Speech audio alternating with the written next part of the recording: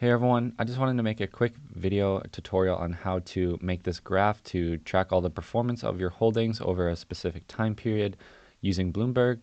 And this is just an example, and I'm going to show you how to do it really quickly.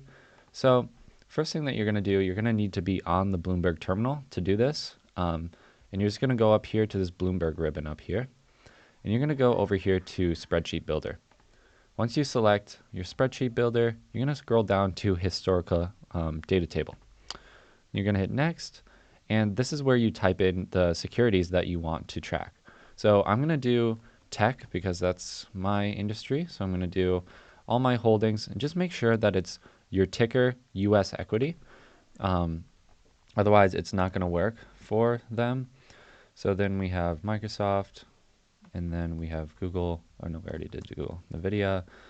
And then I like to compare it to the specific spider for my sector. So I'm going to use the XOK, which is the tech spider, and then the S&P 500, which is just SPX. And so after I do all that, I have all my securities that I want to track. I'm just going to hit next again. And then in this field, you can actually go to this recently used, and you're just going to want last price. You can add that over here, hit next, and this is where you select the time period that you want, and it's kind of up to you on what time horizon you want. For tech, I like to kind of go back to when AI really started to pick up, so around late 2022. So at least for me, I'm going to do like a 2-year chart going back to 2022, and then going back to today, 2 years ago. And then you can set your frequency. I usually like to have daily because it captures the most fluctuations, and you want to have it going to today. So after that, you hit next.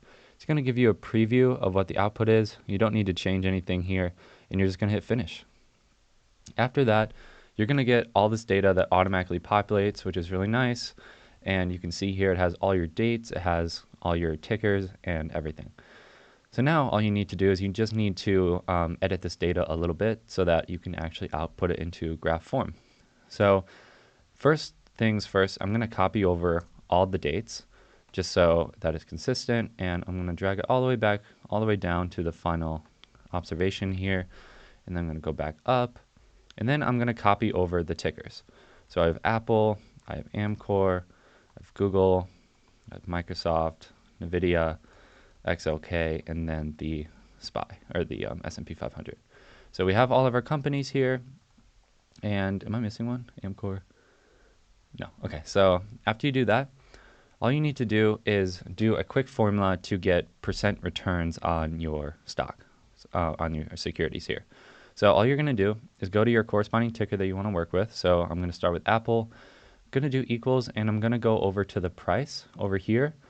And then I'm going to do a simple percent change formula, but I'm going to lock this top cell up here.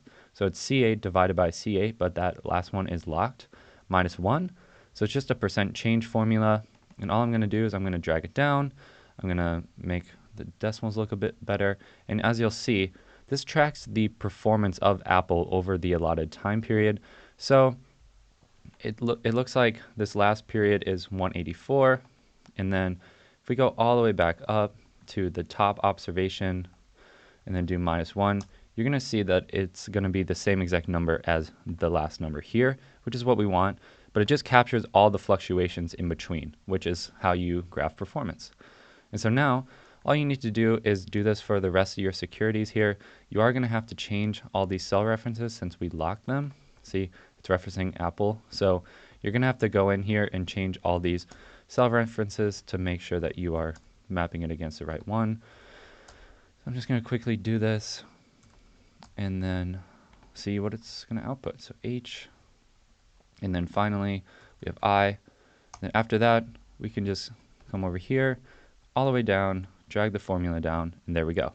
So now we have the performance of all of our holdings over the allotted time period, and now we can make a graph. So we're just going to highlight all the data that we have here, all the way back down, and we're going to go Insert, Recommended Charts, and I have a template already built for you guys. It is in templates, it's this chart right here, and you are going to have to edit it a little bit, but so here it is. Here's a chart here. I'm going to just cut it real quick. I'm going to come back up and then I'm going to paste it. So this is our chart that we have. Now, obviously, you're going to have to change this around because NVIDIA obviously is coming over the top. And so to just play around with this axis, all you're going to have to do is come to this bounds page and you can make it fit your data better. So it looked like NVIDIA was up like 200% over the life of this, over this time period. So to capture that, I'm going to have to change it all the way to 200%, but you're going to have to do it based on your performance. So that's all you need to do. And now you have your table. It's all bolded. It's all in Palatino, and you can put this right into your presentation. And then one quick side note, when you're pasting this into your PowerPoint, there's a couple ways to do it.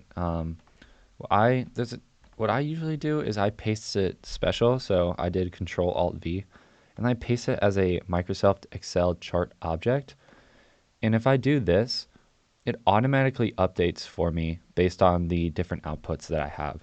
So if I go over back to my chart here and I change something, so let's say I change this to like January 1st, 2022, it's going to obviously change right here. And if you look, it'll automatically change on my PowerPoint here.